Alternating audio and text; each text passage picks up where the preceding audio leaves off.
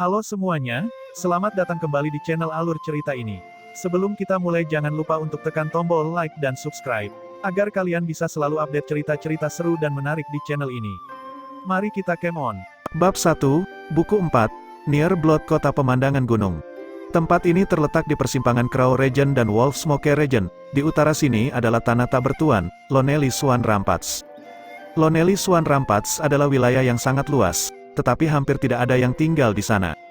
Tempat itu sangat sepi, tumbuhan mengalami kesulitan tumbuh di sini, sumber daya langka, dan perjalanan melalui wilayah itu sangat sulit. Dengan demikian, itu bukanlah lingkungan di mana manusia dapat berkembang. Ras pasir adalah salah satu dari sedikit ras cerdas yang dapat bertahan hidup di tempat seperti ini.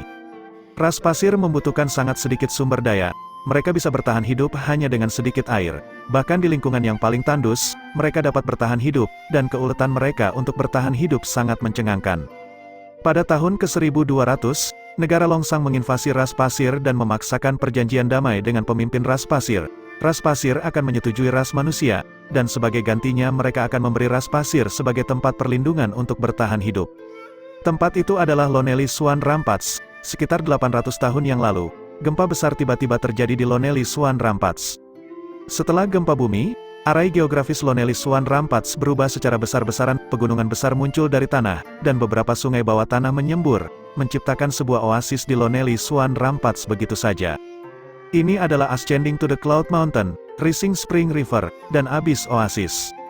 Mountain Overlook City awalnya dimulai sebagai stasiun peristirahatan kecil bagi manusia, digunakan untuk menyediakan makanan dan air bagi orang-orang yang bepergian melalui Lonely Swan Rampats.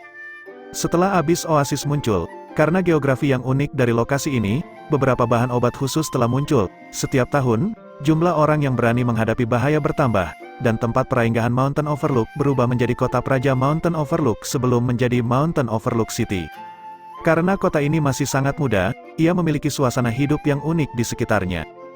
Jalan-jalan dipenuhi dengan penjajah yang menjajakan barang dagangan mereka, termasuk beberapa orang ras pasir yang tinggi dan berotot. Ras pasir tampak mirip dengan manusia, tetapi kulit mereka sangat kasar dan warnanya relatif gelap. Perbedaan terbesar antara mereka dan umat manusia adalah mereka memiliki dua kumis kecil di belakang kepala mereka. Kumis kecil ini adalah indera keenam mereka, memungkinkan mereka merasakan energi asal tipe bumi dan memanfaatkannya. Dengan demikian, ras pasir secara inheren berbakat dalam mengendalikan bumi. Mereka tidak membutuhkan angin untuk memunculkan badai pasir yang sangat kuat, dan mereka dapat menciptakan tentara pasir, perisai pasir, dan lain-lain. Ras pasir secara alami kejam dan suka berperang, dibesarkan dalam keadaan yang keras, di mana sumber daya sangat sulit didapat. Mereka diajari untuk tidak takut membunuh dan dengan paksa merebut sumber daya yang berharga itu. Ras pasir telah menjadi salah satu sumber sakit kepala terbesar bagi umat manusia. Bahkan sekarang, interaksi mereka dengan ras pasir dilakukan dengan sangat hati-hati. Berapa harga yang kau jual ini? Si Ming Feng dan Su Chen berjalan berdampingan di jalanan Mountain Overlook City. Night Demon, tebing besi, dan beberapa ahli dari kuil abadi mengikuti dari belakang. Karena mereka berada di dekat Lonely Swan Rampats, banyak toko yang menjual barang-barang yang belum pernah dilihat Su Chen sebelumnya. Ini menggelitik minat Su Chen. Su Chen berjalan ke salah satu pedagang kaki lima dan menunjuk manik-manik kaca berwarna ungu, menanyakan harganya. Manik kaca patri semacam ini tidak berpengaruh, itu langka karena itu adalah produk unik dari Lonely Swan Rampats dan cukup cantik. Itu telah menarik perhatian Su Chen, dan dia berencana membelinya dari mereka untuk Gu Qingluo. Batu asal tingkat rendah untuk satu manik, jawab individu ras pasir.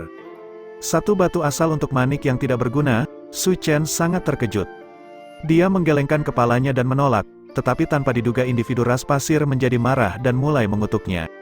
Su Chen mengerutkan kening dan hendak mengatakan sesuatu ketika Si Ming Feng berkata di sampingnya, "Jika Anda tidak ingin membeli apa yang mereka jual, jangan tanya berapa harga yang mereka jual. Jika tidak, Anda akan dikutuk, diancam, atau bahkan diserang secara fisik." Itu sombong, Su Chen terkejut. Itulah tepatnya betapa sombongnya mereka. Jika Anda tidak ingin menimbulkan masalah, setidaknya Anda harus melakukannya, kata Si Ming Feng. Apa yang akan saya lakukan dengan satu manik? Su Chen bertanya. Si Ming Feng mengangkat bahu, kehilangan sedikit uang untuk menangkal bencana. Anda tidak ingin memulai perkelahian mengingat kita baru saja sampai di sini, bukan? Lagi pula kamu tidak terlalu peduli dengan satu batu asal. Tapi aku tidak suka perasaan diperas. Su Chen melemparkan satu batu asal, mengambil satu manik kaca ungu, lalu pergi. Setelah membeli item, semua orang melanjutkan saat mereka menganalisis situasi di dalam kota. Si Mingfeng berkata, meskipun Mountain Overlook City adalah kota manusia, sejumlah ras pasir telah menyusup dalam beberapa tahun terakhir. Sekarang ada beberapa toko, tempat perjudian, penginapan, dan stasiun unta yang dijalankan oleh orang-orang ras pasir. Sangat sulit untuk memasukkan tangan Anda ke dalam bisnis stasiun unta. Siapapun yang mencoba menjual binatang seperti unta di sini akan diserang oleh ras pasir. Stasiun unta ini adalah tempat di mana binatang seperti unta dijual. Tidak banyak binatang unta yang bisa melewati Pulau Abis. Yang paling luar biasa adalah serigala unta, badak pasir, dan ular terbang bermahkota besar. Serigala unta pandai membawa orang, mereka sangat nyaman untuk dikendarai, dan kalvari ras pasir terkadang menggunakannya sebagai tunggangan. Badak pasir sangat sabar, tetapi juga sangat lambat, membuat mereka bagus untuk membawa kargo. Ular terbang bermahkota besar dapat membawa orang melewati Pulau Abis dengan sangat mudah karena kemampuan terbangnya, tetapi harganya jauh lebih mahal, dan kekuatannya relatif rendah. Individu ras pasir di Pulau Abis juga bandit, Su Chen tertawa. Tentu saja, kata salah satu bawahan si Mingfeng, ras pasir adalah salah satu ras yang paling kejam dan tidak memiliki hati nurani, dan bahkan ras ganas menyetujui mereka. Begitu Anda berada di Lonely Swan Rampage, jika Anda tidak berada di bawah perlindungan mereka, Anda bisa dirampok kapan saja. Tapi ini adalah tempat milik kita manusia. Mengapa kita membiarkan ras pasir bertindak begitu sembrono? Su Chen bertanya. Bawahan itu tertawa dingin. Itu karena perjanjian sialan itu. Ketika ras ganas menekan perbatasan kita, Kaisar tanpa daya menandatangani perjanjian dengan ras pasir untuk memobilisasi lebih banyak pasukan melawan ras ganas. Dia menyetujui fakta non-agresi, dan Island Abyss akan dikendalikan oleh ras pasir. Sekarang kita memiliki masalah munculnya kerajaan di dalam kerajaan lain. Orang-orang ras pasir ini mengandalkan alasan otonomi ini untuk melakukan sesuka mereka dengan sikap sombong di wilayah milik kita manusia. Mereka hanya ras yang lemah, tetapi mereka mengandalkan kebijakan murah hati itu untuk mengamuk dan berpura-pura kuat. Mereka sekelompok penjahat, hooligan, bajingan. Su Chen merasa lucu bahwa seorang teroris akan mengutuk orang lain karena menjadi penjahat dan hooligan. Itu benar, terutama pemimpin PAL, dia adalah pelaku dari semua jenis kejahatan, cukup untuk memenuhi surga dan akan memenuhi setiap buku di bumi jika Anda menuliskannya, tambah Night Demon. Su Chen berkata, kamu sudah lama duduk di kalimat itu, bukan? Night Demon berkata dengan heran, bagaimana kamu tahu?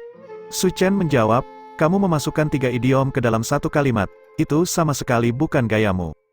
Night Demon menendangnya dengan keras, bukankah kamu yang bersikeras agar kami membuktikan bahwa pemimpin itu jahat sebelum kamu mau datang? Salah satu permintaan Su Chen dari kuil abadi sebelum dia menyetujui rencana mereka adalah bahwa target mereka harus layak untuk ditangani. Sistem nilai era ini sangat sederhana dan kasar. Manusia memutuskan benar dan salah tidak menurut standar hukum tetapi menurut moralitas subjektif mereka sendiri. Selama Anda cukup kuat, apapun yang Anda lakukan adalah tindakan hukum. Bagi kebanyakan orang, kriteria apakah mereka harus berurusan dengan seseorang bukanlah apakah mereka berhak atau tidak, tetapi apakah mereka merasa orang itu pantas mati atau tidak. Penilaian bahwa pantas mati secara alami didefinisikan oleh mereka sendiri dan berdasarkan etiket upacara yang diterima secara publik.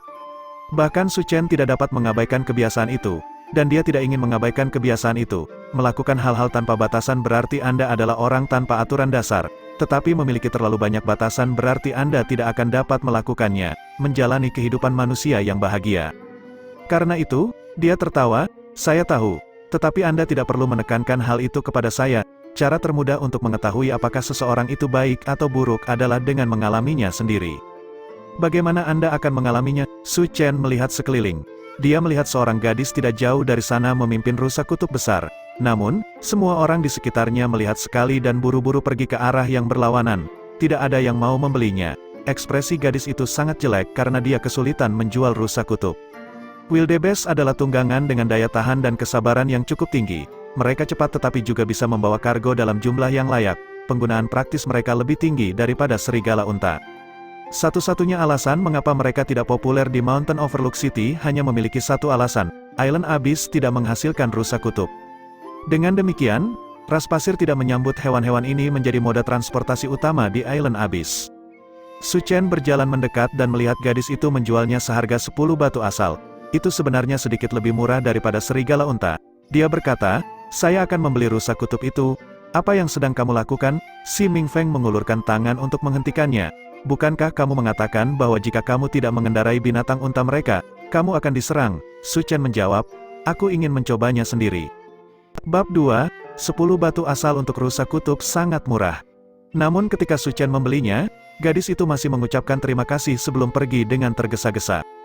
Su Chen melihat sekeliling dan melihat bahwa beberapa individu ras pasir di dekatnya telah mengalihkan perhatian mereka ke arahnya. Tatapan mereka ganas dan membawa jejak niat membunuh. Tidak peduli bagaimana Anda melihatnya, evaluasi ras pasir sebagai sombong dan tirani tidak salah.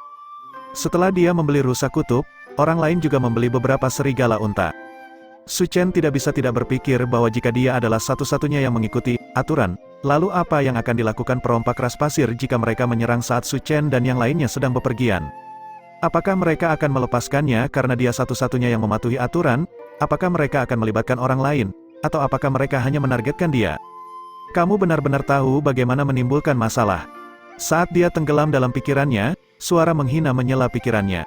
Dia berbalik dan melihat bahwa itu adalah salah satu bawahan Si Mingfeng. Su Chen ingat bahwa namanya adalah Kong Cheng, seorang kultivator alam pembukaan yang. Su Chen tidak menyangka Kong Cheng akan memprovokasi dia atas kemauannya sendiri. Dia menjawab, saya pikir kami datang ke sini untuk mencari masalah. Tidak seperti caramu melakukannya, kami sudah memiliki rencana yang sangat spesifik. Jika kamu terus mengacau secara acak, itu akan merusak rencana kita, gumam Kong Cheng. Kong Cheng, tutup mulutmu, Si Mingfeng menegurnya. Tanpa diduga, Kong Cheng mengabaikannya dan terus mengeluh, berkata, aku hanya berharap dia tidak menahan kita. Su Chen sedikit terkejut, dia menatap Si Mingfeng dan berkata, apa yang terjadi? Si Mingfeng menghela nafas, kamu harus tahu bahwa kuil abadi adalah organisasi besar. Su Chen tercerahkan, aku mengerti sekarang, saya awalnya mendapat kesan bahwa misi ini direncanakan olehmu. Itu memang sudah direncanakan oleh cabang saya, tapi karena masalah ini melibatkan Capius, banyak orang yang ingin terlibat. Ketika dia sampai pada titik ini, Si Mingfeng membungkuk dan berkata dengan suara rendah, Kong Cheng berhubungan dengan Ma Renze, jika Anda tertarik, bunuh dia. Su Chen tertawa, kamu ingin membunuh seseorang sementara orang lain menanggung akibatnya.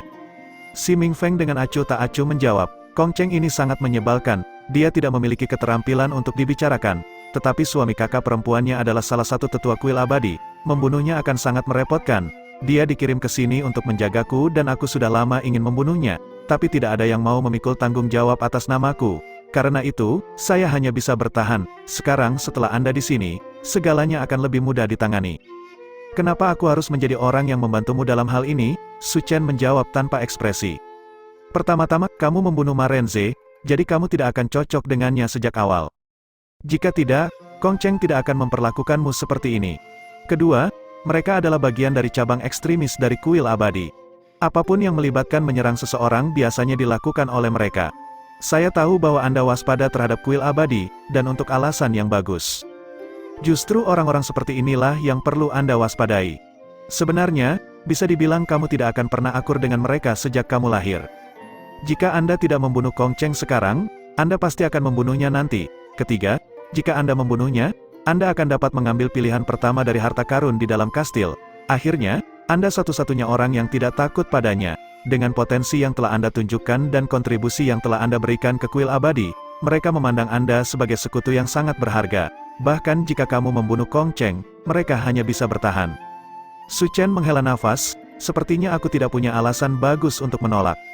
Si Mingfeng berkata dengan sedikit senyum, kenapa lagi aku berusaha keras untuk mengundangmu ke misi ini? Oh, benar, aku juga diam-diam merekam provokasinya padamu tadi, itu akan menjadi bukti terbaik bahwa dia memprovokasi Anda atas inisiatifnya sendiri, dan saya akan mencoba dan menciptakan lebih banyak kesempatan seperti ini di masa depan. Jadi kamu sudah mempertimbangkan segalanya? Su Chen menghela nafas memuji. Si Mingfeng menjawab, di zaman sekarang ini, menemukan kambing hitam tidaklah mudah, terutama yang rela. Itu benar, Su Chen menghela nafas, Yue Longsha muncul di benaknya. Tahun itu, seperti Si Mingfeng, dia menggunakan Yue Longsha sebagai kambing hitam untuk berurusan dengan Ma Renze. Roda keberuntungan telah berputar, dan sekarang dia membawa pot yang memberatkan itu untuk orang lain. Semua jalur mengarah ke lokasi yang sama, dan semua skema di bawah langit serupa. Saat mereka berbicara, anggota kelompok lainnya selesai membeli binatang unta mereka. Su Chen masih mengobrol dengan Si Mingfeng, tapi sekarang mereka berbicara tentang bagaimana menghadapi Kong Cheng. Kong Cheng tidak datang sendiri, beberapa bawahan ikut bersamanya, dan salah satunya bahkan seorang kultivator alam gemetar cahaya. Iya, Ada 2 kultivator alam gemetar cahaya dalam ekspedisi ini. Salah satunya adalah Si Mingfeng sedangkan yang lainnya, Qi Shenyuan, bertanggung jawab untuk melindungi Kong Cheng. Ingin membunuh seseorang yang dilindungi oleh kultivator alam gemetar cahaya bukanlah hal yang mudah untuk dilakukan, tetapi itu membuatnya semakin menarik. Saat Su Chen dan Si Mingfeng bercanda, Su Chen tiba-tiba melihat sosok seseorang terbang melewatinya. Dia tiba-tiba berhenti di jalurnya. Apa yang salah? Si Mingfeng melihat bahwa ekspresi Su Chen agak aneh. Saya melihat seorang teman lama, kata Su Chen lugas setelah berpikir sejenak. Seorang teman lama, ya, aku akan mengobrol dengannya sebentar. Ketika dia mendengar ini, Si Mingfeng mengerutkan kening. Jika tidak perlu, lebih baik tidak memperumit hal-hal lebih dari yang seharusnya. Jangan khawatir, saya tahu batasan saya. Si Mingfeng mengangguk. Baiklah, katakan saja bahwa Anda perlu pergi ke kamar mandi. Kita akan bertemu lagi di penginapan. Setelah istirahat malam, kita akan berangkat. Su Chen meninggalkan Si Mingfeng dan berjalan menuju sebuah gang. Di ujung gang, seorang wanita berpakaian putih berdiri di sana. Itu adalah Yue Longxia. Itu benar-benar kamu? Su Chen berjalan mendekat. Kenapa kamu di Mountain Overlook City? Setelah lulus dari Institut Naga Tersembunyi, Su Chen dan Yue Longxia hanya bertemu 2 kali. Kedua kali itu adalah ketika dia datang ke Clear River City untuk urusan resmi. Tapi karena dia sangat sibuk, mereka hanya bisa bertemu untuk waktu yang singkat. Ketika dia melihat Yue Longxia, dia merasa bahwa dia seanggun sebelumnya. Keanggunannya lebih mengharukan dari sebelumnya. Aku datang mencarimu, kata Yue Longxia langsung. Mencari saya? Su Chen terkejut sesaat sebelum dia menyadari tentang apa ini, awan macan tutul. Cloud Leopard sebenarnya adalah bawahan Yue Longxia, dan hubungannya dengan Yue Longxia adalah yang paling dekat. Tidak sulit bagi Yue Longxia untuk mengetahui apa yang sedang dilakukan Su Chen. Apa yang kamu butuhkan? Su Chen bertanya. Yue Longxia langsung bertanya, apakah ada orang bernama Kong Cheng yang menemani kalian? Su Chen tertawa, apa, Anda tertarik padanya? Yue Longxia menjawab, pernahkah kamu mendengar nama Ainsley sebelumnya? Su Chen berpikir sejenak sebelum akhirnya menyadari sesuatu. Dia berseru, Scarlet Hand Ainsley. Orang mungkin tidak tahu nama Ainsley, tapi gelar tangan merah adalah salah satu yang diketahui semua orang. Pencapaian pertempuran terbesarnya adalah memusnahkan seluruh kota seorang diri, mengakibatkan pembantaian, jumlah nyawa yang diambil oleh tangannya tidak terhitung. Dapat dikatakan bahwa, karena keberadaan orang seperti Ainsley, reputasi kuil abadi sebagai organisasi teroris telah menjadi kenyataan. Kamu tidak mencoba untuk mengatakan, Kong Cheng itu adalah adik dari istri Ainsley, atau bos Marenze, kata Yue Longxia. Memang, bahkan 10.000 item acak akan saling terkait. Apa yang kamu ingin aku lakukan? Su Chen bertanya, bunuh Kong Cheng. Tidak, aku ingin kau menemukan sesuatu di tubuhnya. Apa persisnya? Saya tidak tahu. Tapi saya tahu ada daftar rincian orang-orang seperti Ainsley dan cara menghubungi mereka. Yue Longxia berkata, setelah Anda mendapatkan daftar nama, kita dapat mulai menyingkirkan pengaruh radikal kuil abadi. Anda harus tahu berapa banyak nyawa tak berdosa yang akan diselamatkan. Dia berhenti sejenak, lalu menambahkan, ini bukan dendam pribadi. Bab 3, saat kembali ke penginapan, Su Chen menemukan bahwa semua orang sudah menunggunya di sana. Ketika Su Chen tiba, Kong Cheng dengan sedih mendengus. Sungguh sambutan yang luar biasa, kita bahkan tidak bisa mulai sampai dia kembali. Si Mingfeng langsung berkata, Su Chen adalah salah satu sekutu terpenting kita dan merupakan teman baik dari kuil abadi. Kuil abadi tidak memiliki banyak teman seperti itu. Jadi tolong tunjukkan sedikit rasa hormat kepada sekutu kita. Su Chen tahu bahwa si Mingfeng diam-diam merekam semua ini. Itulah sebabnya dia berbicara dengan sangat sopan. Kong Cheng memutar matanya, ini adalah pertama kalinya aku mendengar tentang sekutu yang merugikan rekan satu timnya sendiri. Meskipun Yue Longxia mengambil tanggung jawab untuk membunuh Marenze, semua orang tahu bahwa Su Chen telah memanipulasi hal-hal di belakang layar. Satu-satunya alasan dia membutuhkan Yue Longxia untuk bertanggung jawab atas dirinya adalah untuk memberikan jalan keluar bagi kedua belah pihak. Dengan prinsip yang sama, bahkan jika Kong Cheng meninggal, semua orang akan tahu bahwa itu ada hubungannya dengan Si Mingfeng. Namun, dugaan selalu dugaan. Jika Anda tidak memiliki cukup bukti, Anda tidak akan pernah tahu seberapa dalam sebenarnya hubungan itu. Dengan demikian, perselisihan Kong Cheng dengan Su Chen sangat mencolok, tetapi tidak mungkin baginya untuk melakukan lebih dari itu. Namun, semuanya akan menjadi jelas dengan sangat cepat. Su Chen berjalan mendekat dan menjawab, apakah kamu idiot? Menjadi sekutu seseorang tidak sama dengan memperlakukan seseorang seperti Anda sendiri. Ini lebih seperti menjadi mitra dan memiliki minat yang sama. Saya bersekutu dengan kuil abadi. Apakah Anda tahu apa artinya itu? Itu berarti hanya kuil abadi yang dapat menawarkan dan menentukan kerjasama dengan saya. Adapun orang-orang di bawah itu, mereka hanya semut yang tidak penting. Jika saya menghancurkan seekor semut di bawah kaki saya tidak perlu peduli dengan reputasi tuannya. Jika kerjasama kita berjalan cukup dalam, aku bahkan bisa menghajar anjing majikan sampai mati. Apa katamu? Kong Cheng menatap Su Chen dengan marah. Aku bilang, di mataku, kamu hanya seekor semut. Saya adalah orang yang bisa membawa hadiah besar ke kuil abadi. Oh, omong-omong, terakhir kali saya bekerja sama dengan kuil abadi, saya memberi mereka jumlah bersih sekitar 7 atau 800 juta batu asal. Berapa kali itu lebih dari nilai hidupmu yang menyedihkan? Kong Chen berkata dengan muram, aku tahu bahwa jika kami telah membunuhmu saat itu, miliaran atau lebih batu asal yang kamu peroleh akan menjadi milik kami. Tidak, kamu tidak akan mendapatkan apa-apa. Apakah Anda benar-benar berpikir saya akan menggali celah semacam itu untuk Anda? Inilah sebabnya mengapa Anda masih bukan siapa-siapa meskipun prestise kakak Anda mendukung Anda. Itu karena kamu sangat bodoh sehingga menakutkan. Apa katamu? Kemarahan Kong Cheng semakin dalam. Dia membenci orang-orang yang mengatakan bahwa dia mengandalkan kakak perempuannya untuk mencapai posisi ini lebih dari apapun. Ingin melawanku 1 lawan 1? Saya berjanji bahwa saya akan membiarkan mayat Anda tetap utuh, kata Su Chen dengan santai. Su Chen tidak akan menempatkan sampah semacam ini di matanya bahkan jika itu memiliki garis keturunan murni, apalagi garis keturunan campuran. Baginya untuk mengambil lawan di ranah kultivasi yang sama dengannya dengan serius, mereka akan membutuhkan setidaknya garis keturunan Raja Iblis atau lebih tinggi, dan mereka juga harus menjadi elit juga. Satu Kong Cheng tidak lebih dari satu kentut. Kong Cheng juga tahu bahwa dia bukan lawan Su Chen. Ini adalah seseorang yang telah membantai klan Lian seorang diri. Namun, kemarahan di hatinya tidak akan mereda, dan dia juga tidak mau menunjukkan kelemahan. Dia hanya bisa menatap tajam ke arah Su Chen, seolah-olah dia mencoba membunuhnya dengan tatapannya sendiri.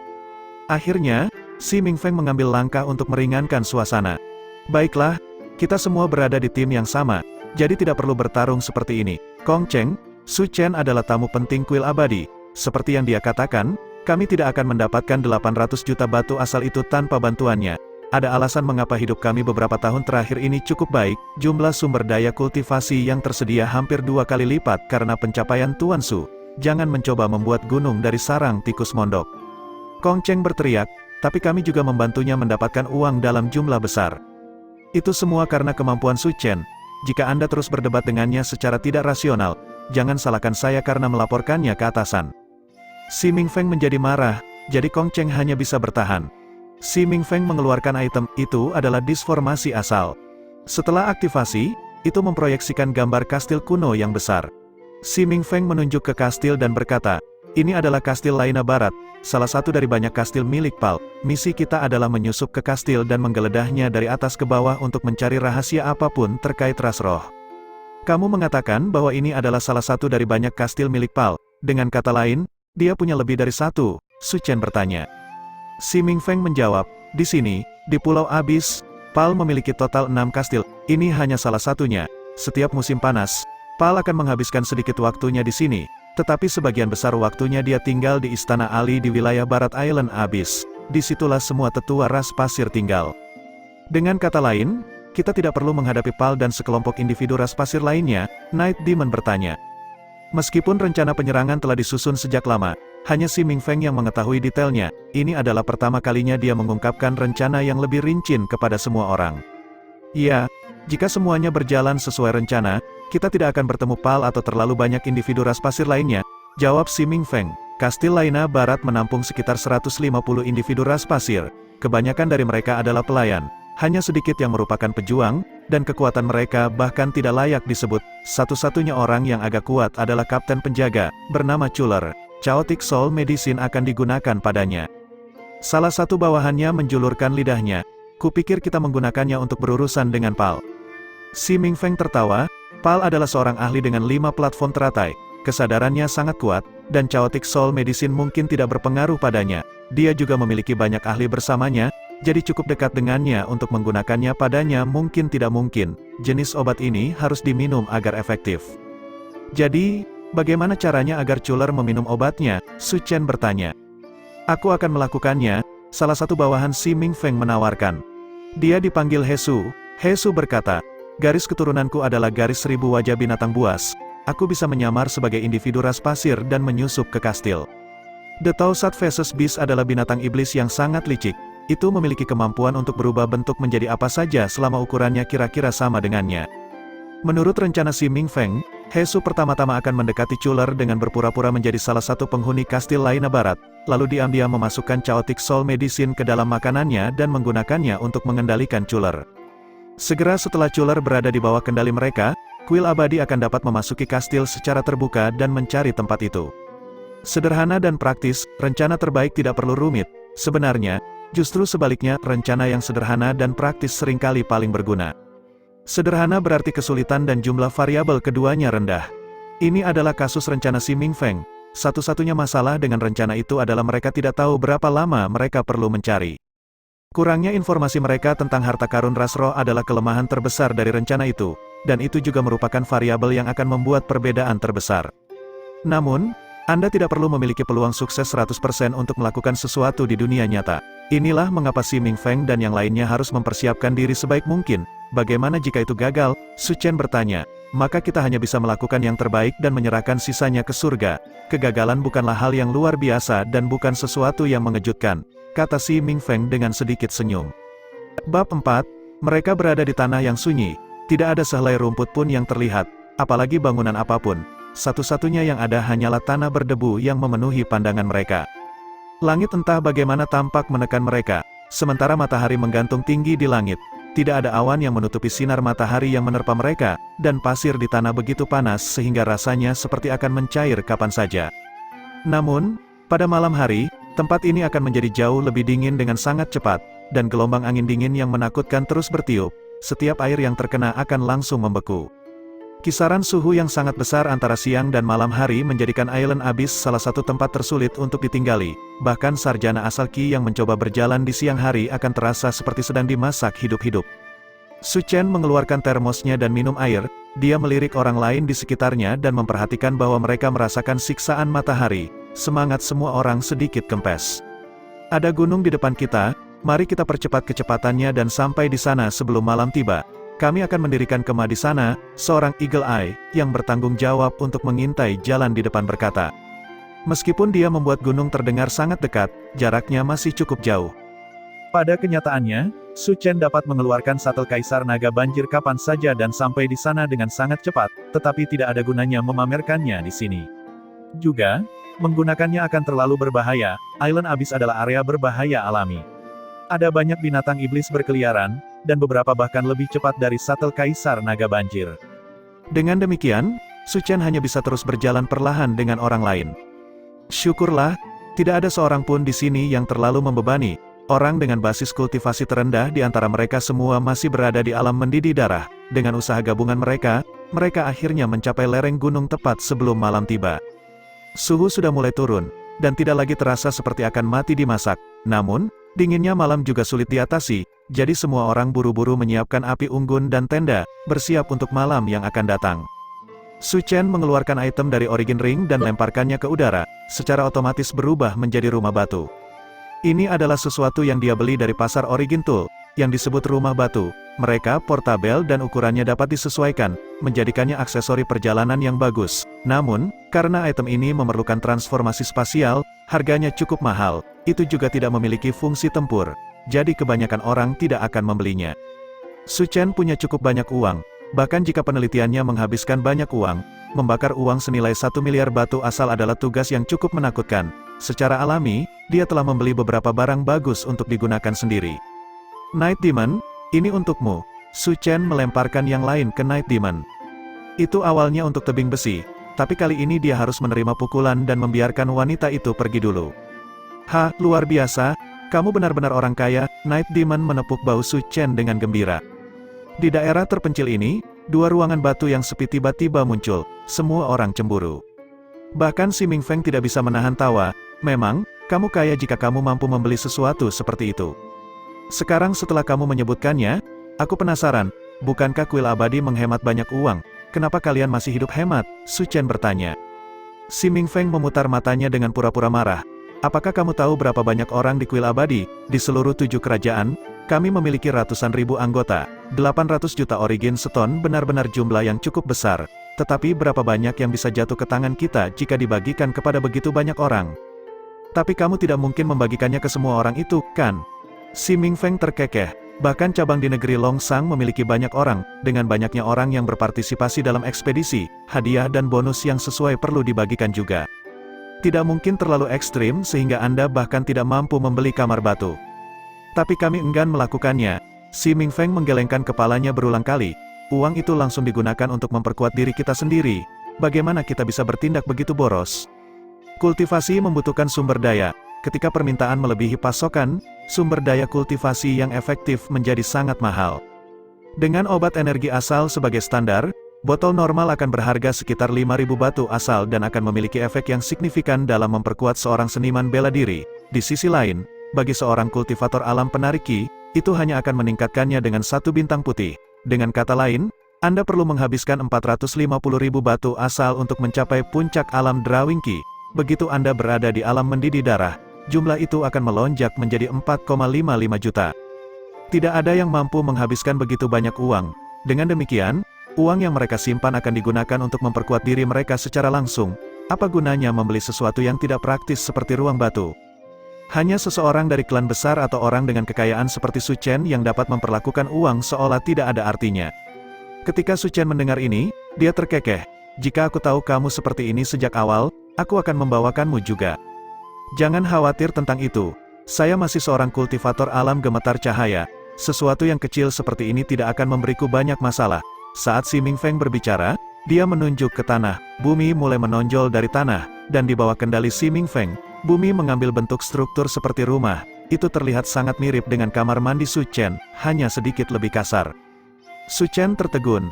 Aku tidak menyangka bahwa Master of Rain juga mahir dalam origin skill tipe bumi. Meskipun membentuk rumah tampak sangat sederhana, itu membutuhkan kontrol yang signifikan. Misalnya, menghasilkan gelombang bergelombang sebenarnya cukup mudah, tetapi mengarahkan setiap tetes air ke lokasi yang sesuai, atau bahkan membuatnya menjadi bentuk yang diinginkan, tidaklah mudah dilakukan. Jurus benua primordial tidak dapat didukung hanya dengan imajinasi. Setiap manifestasi fisik dari suatu fenomena perlu didukung oleh sistem aktual untuk melepaskannya. Kalau tidak akan ada gunanya melakukan begitu banyak penelitian. Bukannya tidak ada jurus yang memungkinkan Anda membuat rumah entah dari mana, tetapi keterampilan seperti itu membutuhkan pengembangan sistem untuk mengubah bentuk rumah menjadi sebuah perintah. Demikian pula, itu juga berarti bahwa skill itu akan menjadi rumit. Bahkan jika Anda berhasil mengembangkan keterampilan semacam itu, Anda hanya dapat membuat satu jenis ruangan. Jika Anda menginginkan tata letak ruangan yang berbeda di lain waktu, Anda perlu mendesain ulang keterampilan. Bagi sarjana asal Ki, ini adalah pemborosan uang dan sumber daya yang sangat besar. Itu bahkan lebih boros daripada membeli rumah batu. Jurus semacam ini memang ada, tetapi sangat sedikit orang yang mau menghabiskan waktu untuk mempelajarinya. Namun, taktik yang dipilih si Mingfeng untuk digunakan bukanlah jurus, sebaliknya, dia mengandalkan keinginannya sendiri untuk mengendalikan energi asal tipe bumi, yang membutuhkan pemahaman mendalam tentang energi asal tipe bumi. Ini juga mengapa Su Chen merasa sangat terkejut. Setelah mendengar pujian Su Chen, si Mingfeng tertawa kecil. Itu hanya tampilan kecil dari keterampilan, tidak terlalu berharga. Yang lain tidak memiliki keahlian si Mingfeng, dan mereka tidak dapat meminta si Mingfeng melakukan sesuatu untuk mereka. Mereka hanya bisa mendirikan tenda dengan patuh. Langit mulai menjadi gelap, meski angin dingin mulai bertiup. Ruangan batu itu tetap hangat seperti biasanya. Su Chen tidak tidur. Sebagai gantinya, dia memegang sebotol darah segar di tangannya dan menganalisisnya. Di bawah tatapan mata mikroskopisnya yang tajam, semua rahasia yang terkandung di dalam botol darah itu diungkapkan kepada Su Chen. Darah itu milik Hesu. Su Chen masih terus meneliti setiap garis keturunan yang dia temui. 1000 wajah binatang telah menjadi target barunya. Setelah melakukan ribuan eksperimen, metode eksperimen Su Chen menjadi sangat rutin. Dia pertama-tama akan mengamati zat asal dalam garis keturunan, kemudian menggunakan berbagai jenis metode untuk mengamati bagaimana zat asal digunakan dalam tubuh. Akhirnya, dia akan mencoba mengisolasi zat asal itu dan menggunakannya sendiri. Sepertinya prosesnya sederhana, tetapi ada banyak kesulitan yang akan dia temui. Setiap langkah disertai dengan kegagalan yang tak terhitung jumlahnya, dan terkadang dia gagal dan gagal lagi hanya untuk menemui jalan buntu. Tetapi pada saat ini, keberuntungan Su Chen tampak lumayan. Dia dengan mudah menemukan zat asal aneh yang dia cari. Kemampuan zat semacam ini untuk menyembunyikan diri tampaknya lebih lemah daripada zat asal lainnya, dan Su Chen segera berhasil mengidentifikasi metode untuk memanfaatkan zat asal. Ini cukup mengejutkannya. Dia merasa seolah-olah dia akan mendapatkan jackpot. setelah eksperimen sulit yang tak terhitung jumlahnya, apakah dia akhirnya akan dengan mudah menuai keuntungan? Lamunannya tiba-tiba terganggu oleh jeritan melengking. Itu adalah Night Demon. Bab 5, karena Su Chen belum tertidur, dia adalah orang pertama yang keluar dari kamarnya. Namun saat sampai di depan kamar Night Demon, seseorang sudah berdiri di sana. Si Ming Feng, dia mengulurkan tangan dan menghancurkan pintu depan menjadi berkeping-keping. Kong Cheng ada di sana, berhadapan dengan Night Demon. Pada saat itu, Night Demon hanya mengenakan baju tidur kecil yang memperlihatkan bahu putih pucatnya sambil mengacungkan jarum pemisah air yang diarahkan tepat ke arah Kong Cheng. Ekspresinya dipenuhi dengan niat membunuh. Ketika si Ming Feng melihat ini, ekspresinya tenggelam. Kong Cheng, apa yang kamu coba lakukan? Tidak apa-apa, hanya saja di luar agak dingin jadi aku ingin masuk untuk menghangatkan diri, kata Kong Cheng acuh tak acuh. Bajingan, bagaimana mungkin si Ming Feng tidak mengerti apa yang Kong Cheng coba lakukan? Dia hanya bernafsu untuk bunga-bunga indah. Udara dipenuhi dengan aroma aneh yang baunya persis seperti penyihir incense. Bajingan itu ingin membius Night Demon, tetapi untuk beberapa alasan obat itu tidak efektif melawannya. Itulah sebabnya dia bisa berteriak minta tolong. Itu hanya salah paham, saudara Si, tidak perlu tersinggung karena ini. Si Ming Feng belum benar-benar menjadi marah ketika dia mendengar orang lain angkat bicara. Si Ming Feng bahkan tidak perlu berbalik untuk mengetahui bahwa itu adalah Qi Shen Yuan. Qi Shen Yuan biasanya tidak berbicara, bahkan ketika mereka mendiskusikan rencana penyerangan mereka, dia tidak bertanya terlalu dalam. Si Ming Feng dapat memutuskan segalanya, kecuali jika itu melibatkan Kong Cheng. Jika tidak, dia pasti akan muncul. Melindungi Kong Cheng adalah satu-satunya misinya. Si Ming Feng dengan marah berkata, kesalahan, apakah Anda menganggap saya idiot kamu? Tuan Hujan, karena senior Qi mengatakan itu adalah kesalahpahaman, maka biarlah itu hanya kesalahpahaman, kata Su Chen tiba-tiba. Si Ming Feng tertegun. Dia tahu tentang hubungan antara Su Chen dan Night Demon. Selama beberapa tahun terakhir ini, Night Demon telah memikul tanggung jawab untuk tetap berhubungan dengan Su Chen. Profesinya bukan lagi sebagai pembunuh melainkan kurir khusus Su Chen. Dalam keadaan seperti ini, bagaimana mungkin dia tidak terkejut bahwa Su Chen berbicara untuk Kong Cheng? Su Chen berjalan mendekat dan mengeluarkan jubah, menyampirkannya di sekitar Night Demon. Dia bertanya, apakah kamu baik-baik saja? Night Demon menggelengkan kepalanya. Dia menatap Kong Cheng dengan marah dan menjawab, orang ini ingin memanfaatkanku. Tidak peduli betapa naifnya dia benar-benar tahu mengapa Kong Cheng datang untuknya. Su Chen berkata dengan lembut, aku tahu, serahkan padaku, oke. Night Demon begitu terbiasa mendengarkan Su Chen sehingga dia secara naluriah setuju. Su Chen kemudian berkata, karena saudara Kong menyukai kamar batu ini, maka saudara Kong dapat memilikinya. Night Demon akan tidur di tempatku. Tempatmu? Semua orang tercengang. Ya, jawab Su Chen dengan serius. Meskipun tidak banyak ruang, memasukkan dua orang ke dalam satu rumah batu tidak akan menjadi masalah. Night Demon, kamu tidak punya masalah dengan itu, kan? Saat dia berbicara, dia melirik Night Demon sekilas. Night Demon tersentak sebelum berkata, oh, aku bisa. Kalau begitu sudah beres. Saat Su Chen berbicara, dia mengantar Night Demon kembali ke kamar batunya sendiri. Semua orang menatap mereka berdua saat mereka menghilang, seolah mereka tidak mengerti apa yang baru saja terjadi. Bahkan si Ming Feng terkejut. Mungkinkah Su Chen tidak bertarung dengan Kong Cheng hanya untuk kesempatan mencoba dan memanfaatkan Night Demon? Tidak, dia bukan orang seperti itu. Si Ming Feng dengan cepat menyangkal kemungkinan itu. Dia tahu persis berapa kali Su Chen dan Night Demon berinteraksi sebelumnya. Jika Su Chen ingin melakukannya, dia sama sekali tidak perlu menunggu sampai sekarang. Su Chen mungkin punya rencananya sendiri. Si Ming Feng berpikir sejenak, lalu melirik Kong Cheng dan dengan marah berkata, karena kamu sangat menyukai kamar itu, maka pergilah ke sana dan tidurlah. Jangan buat masalah lagi malam ini. Setelah dia selesai berbicara, dia kembali ke kamarnya. Rencana Kong Cheng telah gagal dan dia hanya mempermalukan dirinya sendiri. Dia melihat sekeliling dan menemukan bahwa semua orang sedang menatapnya, menyebabkan dia berteriak, apa yang kalian semua lihat? Apa kau belum pernah melihat ini sebelumnya? Dia berjalan ke kamar. Su Chen dan Night Demon telah memasuki kamar Su Chen. Night Demon baru saja akan mengatakan sesuatu ketika Su Chen meletakkan jarinya di bibirnya dan menyuruhnya diam, sebelum melemparkan secangkir air ke tanah. Permukaan air berkilauan sebelum situasi di luar ruang batu mulai terlihat. Su Chen memperhatikan genangan air dan bergumam, 4, 3, 2, 1. Setelah dia berkata, 1, Night Demon mendengarkan sebentar tetapi tidak mendengar keributan apapun. Dia berkata dengan heran, kenapa tidak terjadi apa-apa? Su Chen menjawab, katakan, boom. Night Demon berkata dengan bingung, boom. Sebuah ledakan tiba-tiba meledak di luar ruang batu. Su Chen mendorong pintu terbuka, ruangan tempat Night Demon menginap sebelumnya sekarang terbakar. Seseorang keluar dari ruang pembakaran, secara alami, itu adalah Kong Cheng.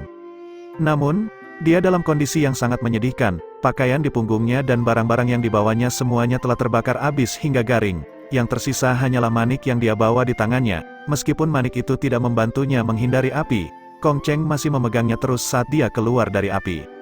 Apa yang sedang terjadi sekarang? Yang lain juga keheranan. Namun, ketika mereka melihat pemandangan ini, mereka tertegun lagi. Rumah batu yang sangat bagus telah terbakar habis, dan Kong Cheng dalam kondisi yang mengerikan. Meskipun dia adalah sarjana Qi asal dan telah memasang penghalang energi asalnya, ledakan itu tiba-tiba dan benar-benar membuatnya lengah, jadi dia menderita beberapa luka. Meskipun itu hanya luka daging, dia masih merupakan pemandangan yang menyedihkan, terutama wajahnya yang telah dilucuti seluruhnya. Saat melihat Su Chen, kemarahan muncul di mata Kong Cheng. Su Chen. Dia ingin menuntut dan memberi Su Chen neraka, tetapi Si Ming Feng menangkapnya dan menahannya. Qi Shen Yuan juga muncul kembali. Dia sedikit terkejut saat melihat penampilan Kong Cheng dan menatap Su Chen dengan marah. Apakah ini ulahmu? Tidak, itu yang dia lakukan. Su Chen tertawa dingin. Aku sudah bersikap sangat sopan karena tidak membunuh sampah ini. Arogan, ekspresi Qi Shen Yuan dipenuhi dengan niat membunuh, seolah-olah dia akan menyerang Su Chen. Si Ming Feng tidak mencoba dan menghentikannya. Dia hanya tertawa dingin. Qi Shen Yuan, jika kamu ingin melawan Su Chen, aku tidak akan menghentikanmu. Saya tidak perlu mengingatkan Anda orang seperti apa Su Chen itu dan betapa banyak bantuan yang telah dia berikan kepada kita. Apakah Anda berani membunuhnya? Itu akan menjadi hari kematianmu. Saya tidak berpikir Anda sebodoh tuan Anda ini. Qi Shen Yuan membeku, dia tidak melakukan gerakan lain. Apa yang dikatakan Si Ming Feng benar-benar akurat. Qi Shen Yuan benar-benar tidak berani membunuh Su Chen. Dia hanya mencoba menakut-nakuti Su Chen. Namun, menakut-nakuti Su Chen tidak ada gunanya. Baik Su Chen dan Si Ming Feng dapat melihat dengan jelas bahwa lawan mereka hanya memasang tampilan yang kuat padahal sebenarnya lemah. Qi Shen Yuan menarik napas dalam-dalam. Aku akan membiarkanmu pergi sekarang, yang bermarga Su. Tetapi jika Anda berani mengambil tindakan melawan Kong Cheng lain kali, jangan salahkan saya karena tidak sopan. Su Chen menggelengkan kepalanya. Ancaman semacam ini tidak berguna untukku. Kamu lebih baik memperingatkan orang yang kamu lindungi. Jika dia mencoba melakukan gerakan lain melawan Night Demon, itu tidak akan sesederhana meninggalkan beberapa bola api petir di kamarnya. Saya berjanji bahwa saya akan memotong kemaluannya sehingga dia tidak akan pernah bisa menggunakannya lagi. Saat dia berbicara, dia kembali ke kamarnya dengan Night Demon. Orang lain, melihat bahwa tidak ada lagi kehebohan yang bisa didapat, juga semua kembali ke penginapan mereka. Hanya Kong Cheng dan Qi Shen Yuan yang berdiri di sana. Itu dia, Kong Cheng bertanya pada Qi Shen Yuan dengan kasar. Qi Shen Yuan menghela nafas, maafkan saya, apa yang dikatakan Si Ming Feng benar sekali. Saya tidak bisa bergerak melawan Su Chen. Jika saya membunuhnya, organisasi tidak akan membiarkan saya lolos begitu saja. Kalau begitu aku akan mencari orang lain untuk mengurusnya. Kong Cheng mengangkat manik-manik di tangannya dan menuangkan sedikit energi asal ke dalamnya. Gambar foto wajah individu yang tak terhitung jumlahnya muncul di sana. Dia menunjuk ke salah satu gambar dan berkata, Feng Xiuo, segera datang ke Island Abyss. Aku punya tugas rahasia untukmu. Bab 6. Su Chen dengan santai melambaikan lengan bajunya dan genangan air di tanah menghilang. Dia kemudian tersenyum sedikit sebelum berkata kepada Night Demon, baiklah. Jika tidak ada yang lain maka kamu bisa tidur. Oh, Night Demon berbaring dengan patuh di tempat tidur. Su Chen melanjutkan eksperimennya, tapi saat Night Demon berbaring di tempat tidur, dia tidak menutup matanya. Sebaliknya, dia menyaksikan Su Chen menyibukkan diri. Su Chen, apa itu? Su Chen dengan hati-hati menusuk tangannya, mengeluarkan setetes darah yang kemudian dia letakkan di atas kertas percobaan terdekat sebelum mencampurnya dengan cairan lain. Jika aku tidur di tempat tidurmu, di mana kamu akan tidur? Saya sedang meneliti garis keturunan Hesu dan tidak akan tidur malam ini, jawab Su Chen tanpa mendongak. Oh, Night Demon menanggapi dengan sedikit kekecewaan. Setelah beberapa saat, Night Demon tiba-tiba berkata lagi, Su Chen. Jika kamu tidak tidur, apakah kamu tidak akan lelah besok? Kita berdua adalah kultivator, apa artinya malam tanpa tidur? Makalah percobaan Su Chen tiba-tiba meledak menjadi kepulan asap. Su Chen melihatnya lebih dekat, lalu mengerutkan kening dan berkata, aku melakukan kesalahan, jangan bicara padaku, aku perlu fokus pada eksperimenku. Oh, Night Demon merasa sedikit bersalah, dia berpikir sejenak, lalu tiba-tiba berkata lagi, Su Chen. Ya ampun, jika ada yang ingin kamu katakan, bisakah kamu mengatakannya sekaligus, kata Su Chen tanpa daya. Tidak apa-apa, sungguh, aku tidak bisa tidur. Bisakah kau menemaniku sebentar? Aku tidak bisa, aku sedang sibuk. Su Chen menolak, sama sekali tidak tertarik. Night Demon membuka matanya dan memelototinya dengan kasar. Dia berkata dengan ekspresi cemberut, gagal, gagal, puff. Asap putih mengepul lagi dari selembar kertas percobaan. Ekspresi Su Chen tenggelam. Night Demon berkata dengan ekspresi polos, aku tidak berbicara denganmu. Su Chen mengabaikannya dan melanjutkan eksperimennya. Night Demon terus menatap Su Chen, bersama dengan kutukan terus-menerus agar dia gagal. Sayangnya, kali ini Su Chen tidak terpengaruh dan berhasil menyelesaikan percobaan. Dia dengan senang hati menatap botol berisi cairan obat sebelum berkata, oke, Night Demon sayangku, bisakah kamu berhenti menggangguku sekarang? Saya benar-benar perlu melakukan beberapa eksperimen penting. Keberuntungan saya cukup bagus hari ini, dan semuanya sampai sekarang cukup berhasil. Mungkin saya akan dapat menyelesaikan eksperimen ini segera. Bisakah kamu tidak melakukannya besok? Kita akan terburu-buru besok, dan keberuntunganku mulai hari ini mungkin tidak akan berpindah ke besok. Saya perlu menyerang selagi setrika masih panas. Su Chen melanjutkan ke langkah berikutnya. Night Demon terus cemberut dan mengamuk. Pada titik ini, dia tidak punya niat untuk tidur. Ketika dia melihat bahwa tidak ada gunanya mengutuk Su Chen untuk gagal, matanya bergerak bola-balik secara diam-diam sebelum dia tiba-tiba mengangkat tangannya dan melepas jubah yang diberikan Su Chen padanya, memperlihatkan lengannya yang ramping seperti batu giok. Tangan Su Chen gemetar, hampir menyebabkan obatnya hancur. Night Demon melanjutkan, sesaat kemudian, dia menarik pakaian dadanya sedikit, memperlihatkan bagian atas belahan dadanya yang mulus. Su Chen kehilangan kendali, obatnya dihancurkan lagi. Su Chen berbalik, apa sebenarnya yang ingin kamu lakukan? Saya melepas pakaian saya sebelum saya pergi tidur, kata Night Demon, ekspresinya salah satu kemarahan yang benar, ada masalah dengan itu. Su Chen melirik dadanya, yang sedikit didorong keluar, dan menelan ludah, bisakah kamu sedikit lebih memperhatikan orang-orang di sekitarmu? Lagi pula, kamu hanya memperhatikan eksperimenmu, jawab Night Demon.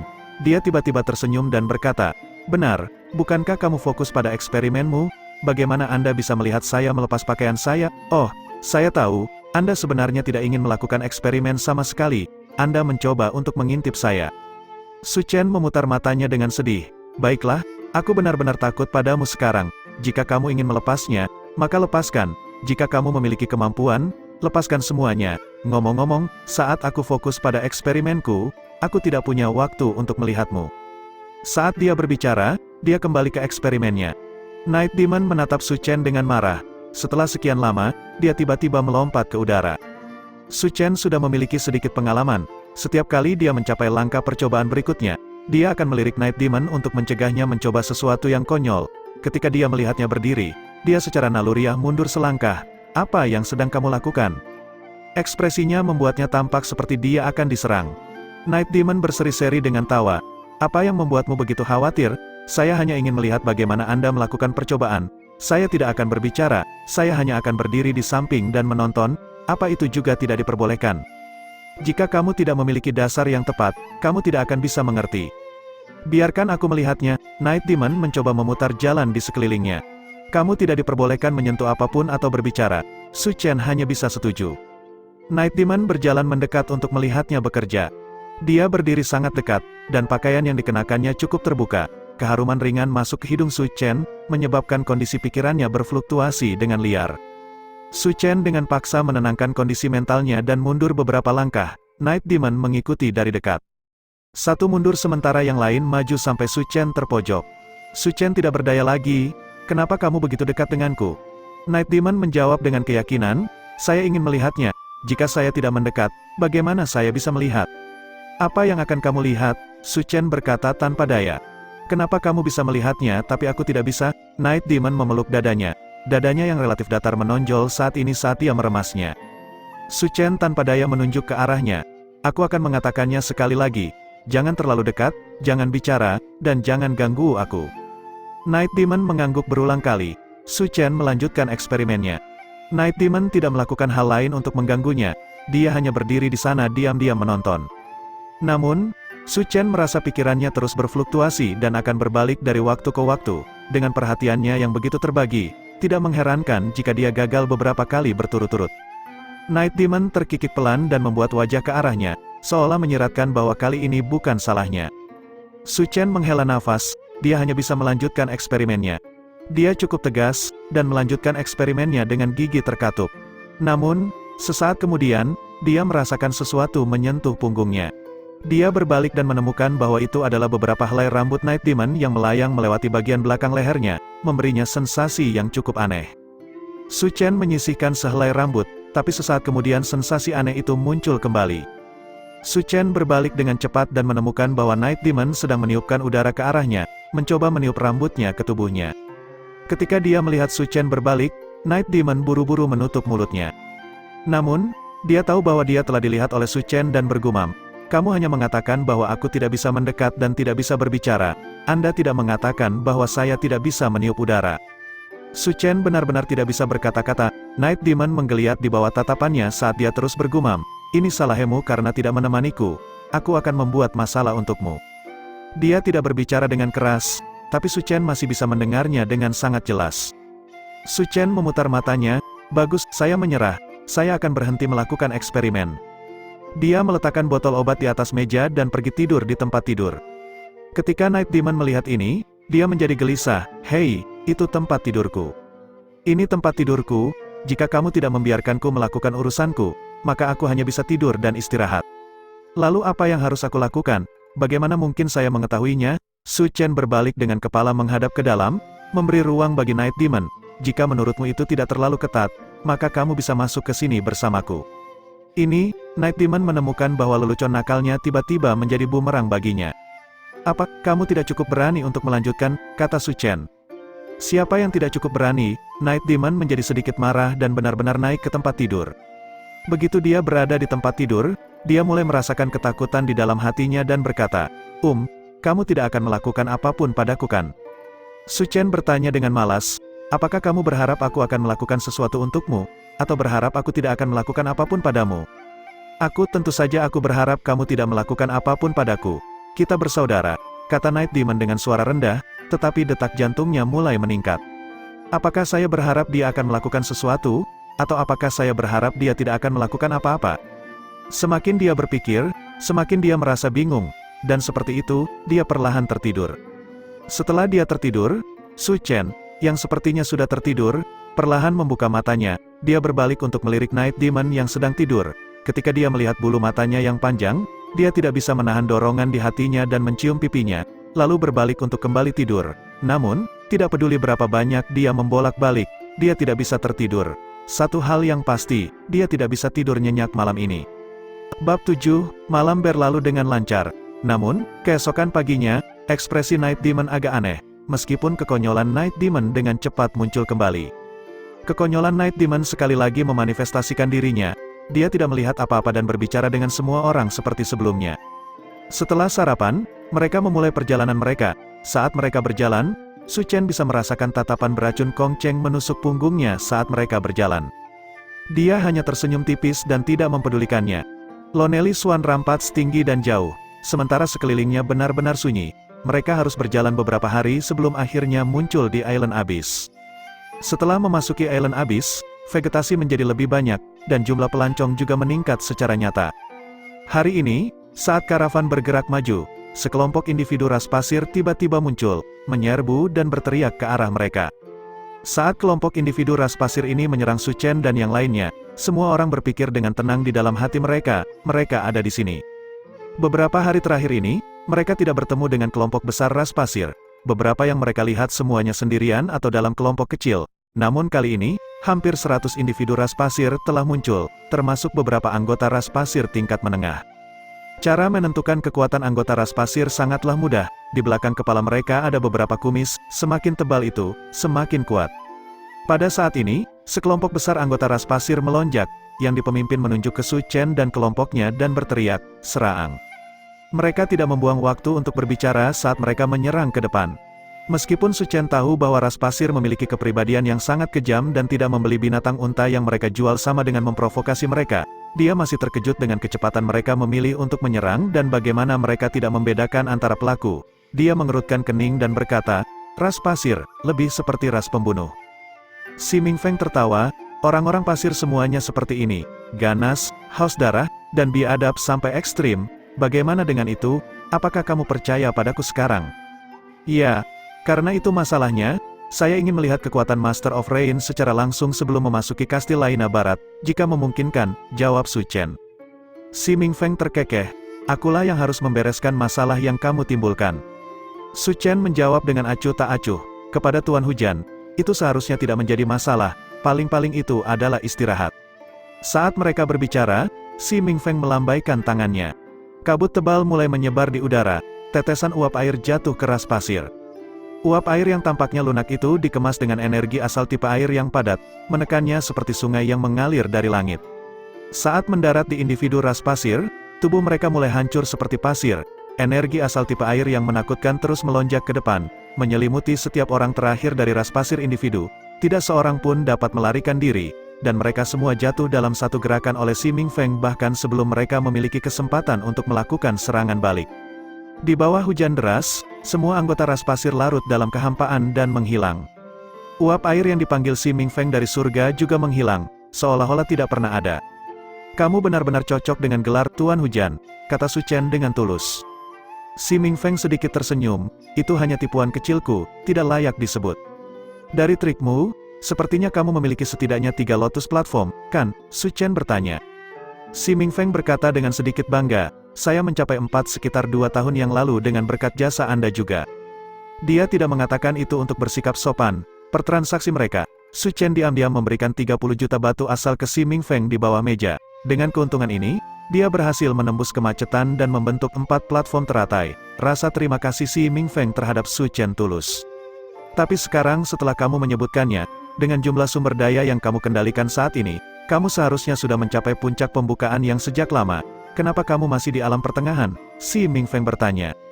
Su Chen menjawab, jadi bagaimana jika saya mencapai puncak pembukaan yang, bukankah langkah selanjutnya adalah mencapai alam gemetar cahaya, mengambil langkah berikutnya akan terlalu sulit. Si Mingfeng berkata dengan suara rendah, jika Anda membutuhkannya, saya dapat membantu menghubungkan Anda dengan beberapa orang dengan garis keturunan yang baik. Dia tertawa ketika melihat Su Chen menggelengkan kepalanya, memahami niatnya. Sepertinya kamu masih berharap untuk mencapai alam gemetar cahaya tanpa garis keturunan. Tetapi jika demikian, instruktur Anda perlu membuat terobosan dalam aspek itu terlebih dahulu. Su Chen menjawab, Tuan Hujan, Anda tidak perlu mencoba dan menguji saya. Sejujurnya, instrukturku tidak akan banyak membantuku lagi. Oh, mengapa demikian? Su Chen kemudian memberitahunya tentang bagaimana si Kei Huang dikirim ke benteng emas mengalir. Instruktur adalah seorang perwira lagi dan sibuk mengurus urusan militer. Dia tidak bisa menghabiskan seluruh waktunya setiap hari untuk meneliti, jadi dia menyerahkan tanggung jawab itu kepadaku. Anda, si Mingfeng tertegun. Tapi kamu tidak berada di alam light sucking, bagaimana Anda bisa meneliti itu? Su Chen menghela nafas, itu juga yang saya katakan sebelumnya. Coba tebak bagaimana tanggapan instruktur saya. Bagaimana tanggapannya? Dia menyuruhku pergi dan menciptakan keajaiban. Si Mingfeng juga terdiam beberapa saat, pada akhirnya, yang bisa dia katakan hanyalah, sepertinya kamu tidak akan bisa naik untuk waktu yang lama. Ini mungkin titik tertinggi yang saya capai dalam hidup saya. Lalu mengapa tidak memilih untuk menyerah, dengan sumber daya yang Anda miliki saat ini? Anda benar-benar dapat memperoleh garis keturunan yang baik dan mencapai alam pembakaran roh. Siapa tahu, Anda bahkan mungkin bisa menghancurkan rantai itu dan melangkah lebih tinggi. Iya. Dengan kecerdasan dan kekuatan Su Chen, selama dia memperoleh obat garis darah dan menggabungkannya dengan penjelmaan darah primordialnya, dia benar-benar dapat mencapai ranah kultivasi ke-6 dari 7 total. Jika itu masalahnya, dia setidaknya bisa memandang rendah seluruh dunia bahkan jika dia tidak berada di puncak. Bagi kebanyakan orang, ini sudah lebih dari cukup. Setiap individu yang berpikiran waras tidak akan menganggap diri mereka sebagai pusat alam semesta. Tidak salah untuk mengejar mencapai puncak, tetapi tidak sehat untuk terobsesi secara berlebihan. Su Chen juga sama, baginya, prestasi semacam itu sudah lebih dari cukup untuk memuaskannya. Tetapi jika dia menggunakan garis keturunan, untuk apa semua impian dan pengejarannya sampai sekarang? Su Chen dengan garis keturunan tidak akan menjadi Su Chen yang gigih seperti sebelumnya, dan janji yang dia buat tidak lebih dari sampah. Dia bisa menyerah untuk mencapai puncak, tetapi dia tidak bisa menarik kembali kata-katanya. Bahkan jika itu berarti dia mungkin tidak akan pernah mengambil langkah maju lagi. Namun bukankah semua kehidupan manusia seperti ini? Jika tidak ada kehendak bebas, apa itu pilihan? Jika tidak ada penyerahan diri, apa itu pengorbanan? Jika tidak ada bahaya, apa tantangannya? Jalan yang dipilih Su Chen pasti penuh dengan bahaya, dan bukan hanya karena jalannya panjang dan sulit dan penelitiannya sulit, tetapi juga karena itu berarti membuat pilihan untuk menyerah pada sesuatu. Untuk terus berjuang untuk masa depan yang tidak pasti dan mengejar impian Anda, atau berhenti saat Anda berada di depan dan menjadi pemenang. Kebanyakan orang akan memilih yang terakhir, hanya beberapa orang terpilih yang akan memilih yang pertama. Su Chen bukan idiot, dia ragu-ragu dan merenungkan ini berulang kali. Syukurlah, dia telah memilih untuk melanjutkan dengan teguh pada rute yang telah dia pilih. Dia berkata pada dirinya sendiri bahwa seseorang bisa menjadi pintar, fleksibel, dan cerdas dalam berbagai aspek, tetapi dalam mengejar impiannya, lebih baik menjadi sedikit bodoh. Karena itu, Su Chen menjawab, saya hanya tidak ingin melupakan sumpah yang saya buat sebelumnya. Jadi kamu memilih jalan ini untuk semua orang di bawah langit, dan bukan karena keinginan pribadi akan kekuasaan? Si Mingfeng bertanya, sedikit terkejut. Apakah orang seperti saya tidak boleh mengkhawatirkan orang lain? Su Chen membalas. Si Mingfeng tertawa, saya merasa sangat sulit bahwa orang seperti Anda, yang dapat menghasilkan 1 miliar batu asal dengan menjual beberapa obat 3 yang dan teknik tanpa garis keturunan untuk mencapai alam pembukaan yang dapat memiliki ambisi yang begitu besar. Su Chen menjawab, untuk apa itu diperhitungkan? Orang hanya mencoba membantu orang lain ketika mereka sudah di depan, tetapi saya rela menyerahkan diri demi seluruh dunia, menghasilkan untung dan merawat semua orang di bawah langit tidak perlu konflik. Lalu bagaimana jika suatu saat terjadi konflik antara keduanya? Si Mingfeng menekan, Su Chen tidak menjawab. Bab 8, setelah melakukan perjalanan selama 12 hari, rombongan akhirnya tiba di Castle Garrison. Kastil Laina Barat terletak di sana, dari situlah nama Castle Garrison berasal. Kastil itu sendiri terletak di atas gunung kecil di luar kota, karena itu adalah kastil pemimpin. Orang luar tidak diperbolehkan masuk dengan mudah. Setiap hari, orang-orang dari dalam kastil keluar untuk membeli barang. Seluruh Castle Garrison dibangun demi melayani orang-orang di dalam kastil. Meskipun wilayah ini milik ras pasir, banyak manusia juga tinggal di sini. Cukup banyak pedagang keliling yang mondar-mandir, menjajakan dagangannya. Su Chen dan yang lainnya tampaknya tidak salah tempat. Su Chen juga telah meninggalkan rusa kutub sejak lama, menukarnya dengan serigala unta sehingga mereka tidak mengalami masalah yang tidak perlu selama sisa perjalanan ke sana. Setelah tiba, semua orang menghabiskan hari mereka dengan beristirahat di garnisun. Ketika malam tiba, mereka beraksi. Mereka menghindari anggota ras pasir yang berpatroli dan dengan cepat tiba di kaki gunung. Sisanya terserah kamu, kata si Mingfeng kepada Hesu. Jangan khawatir, Hesu tertawa senang dan mulai menyelinap ke atas gunung. Pada saat yang sama, sebuah cermin muncul di tangan si Mingfeng, dan terpantul di permukaan cermin itu adalah wajah Hesu. Hesu dengan sangat cepat mencapai dinding luar kastil. Dia melemparkan beberapa batu ke dinding, dan beberapa riak kuning muncul di permukaan dinding. Itu adalah penghalang pertahanan kastil, tapi Hesu tidak menjadi gelisah. Dia mengeluarkan piringan perak dari cincin asalnya dan meletakkannya di penghalang. Paku tajam mulai muncul di permukaan piringan, menembus penghalang. Selanjutnya, piringan mulai mengembang melalui bantuan batang baja yang mendorongnya semakin lebar, akhirnya menciptakan lubang seukuran wa pekerja L di penghalang. Sesaat kemudian, sosok Hesu memanjang sampai dia sekurus lubang, memungkinkan dia untuk melewatinya. Ini adalah salah satu dari kemampuan Tausat Illusion Beast. Tidak hanya dia bisa mengubah penampilannya, tapi dia juga bisa mengubah bentuk tubuhnya. Setelah melewati penghalang pelindung, Hesu mulai memanjat dinding kastil. Namun, begitu dia mencapai puncak tembok, dia tidak turun. Sebaliknya, dia mengeluarkan kristal khusus dan mengarahkannya ke tanah. Kemanapun kristal diarahkan, jejak cahaya biru terlihat menari-nari di tanah. Si Mingfeng menunjuk ke cahaya biru dan berkata kepada Su Chen, itu adalah cahaya penjaga biru. Itu tidak bisa dilihat oleh mata fisik, dan apapun yang menyentuhnya akan memicu alarm. Jika penghalang sihir adalah rintangan pertama, maka lampu biru ini adalah rintangan kedua. Banyak orang akan gagal pada tahap ini, tapi tentu saja itu tidak berguna bagi kami. Saat dia berbicara, si Mingfeng tampak sedikit pusing. Su Chen benar-benar ingin memberitahunya bahwa dia telah melihat cahaya biru sejak lama. Cahaya biru yang tersembunyi itu tidak bisa lepas dari mata mikroskopisnya. Namun, pada akhirnya yang dia katakan hanyalah, jadi begitu, mataku benar-benar melebar. Saya tidak pernah menyangka bisa belajar banyak dari misi infiltrasi sederhana.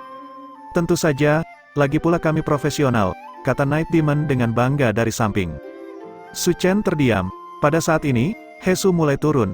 Dia mengarahkan kristal tepat di depannya, dengan hati-hati menghindari Blue Sentinel Light.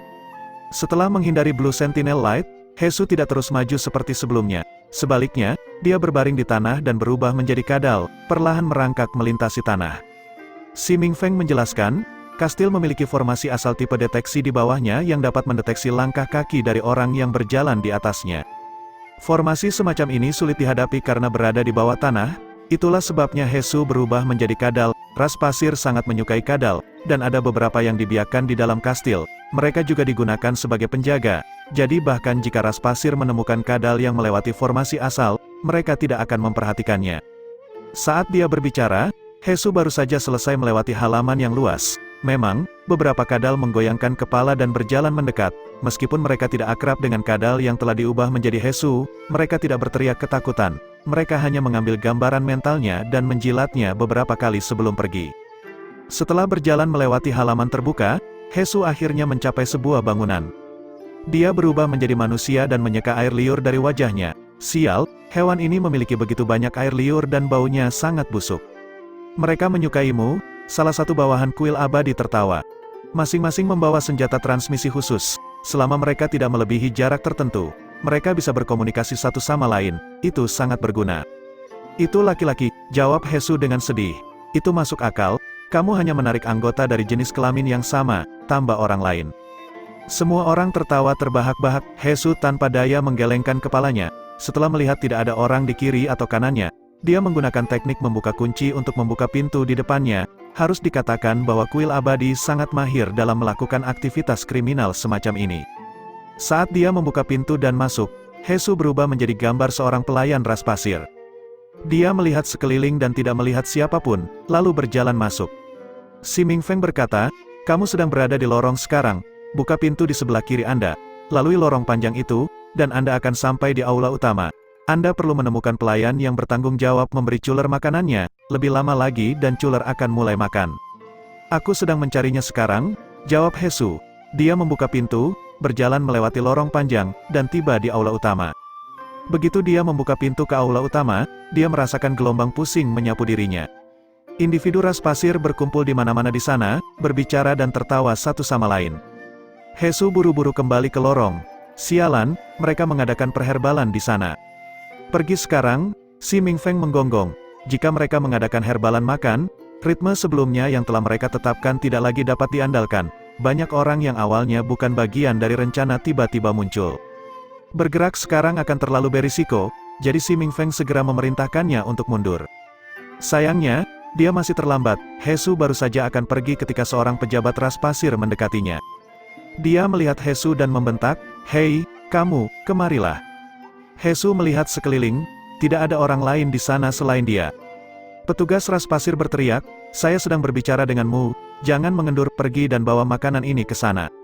Saat dia berbicara, dia mengambil sepiring besar makanan dan menyerahkannya kepada Hesu, lalu memberi isyarat pada Hesu untuk mengikutinya. Hesu hanya bisa menguatkan dirinya dan mengikuti dari belakang. Ketika si Mingfeng melihat ini, dia memukul pahanya dan berteriak, "Sialan, kita dalam masalah." Kunci pas telah dilemparkan ke dalam pekerjaan, tidak mudah bagi Hesu untuk mundur. Tapi karena ini masalahnya, mereka hanya bisa beradaptasi dengan situasi. Pada saat ini, Hesu telah memasuki aula utama bersama pejabat ras pasir lainnya. Aula utama kastil sangat mewah.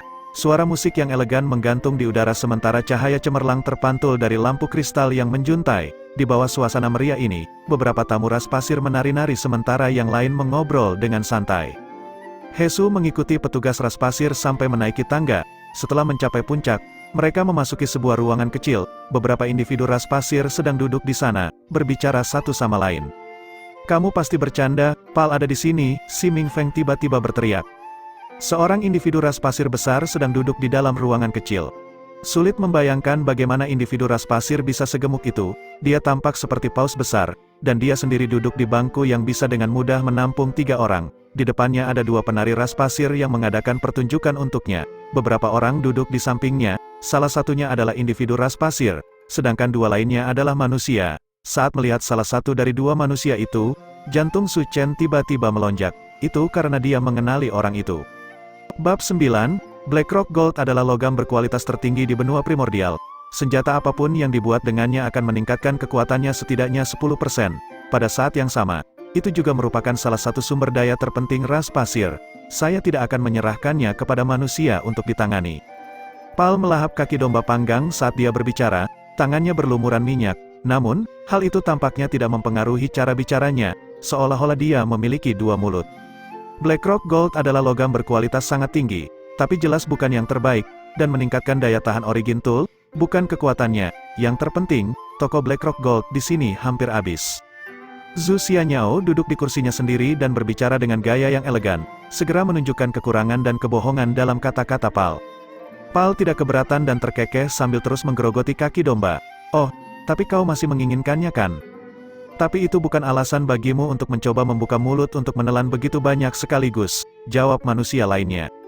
Dia dipanggil Zhu Baiyu, aku bahkan belum mulai membuka mulutku, kata Pal sambil menggoyangkan kepalanya.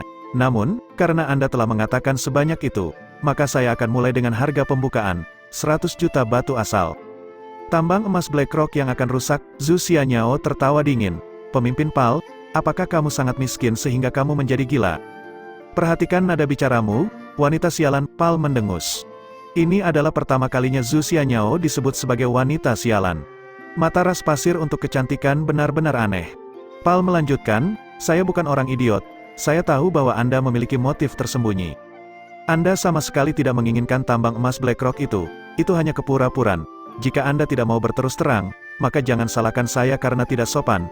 Juga, saya datang jauh-jauh ke sini untuk bertemu dengan Anda secara khusus. Jika Anda tidak memberi saya jawaban yang dapat diterima, maka jangan pernah berpikir untuk kembali.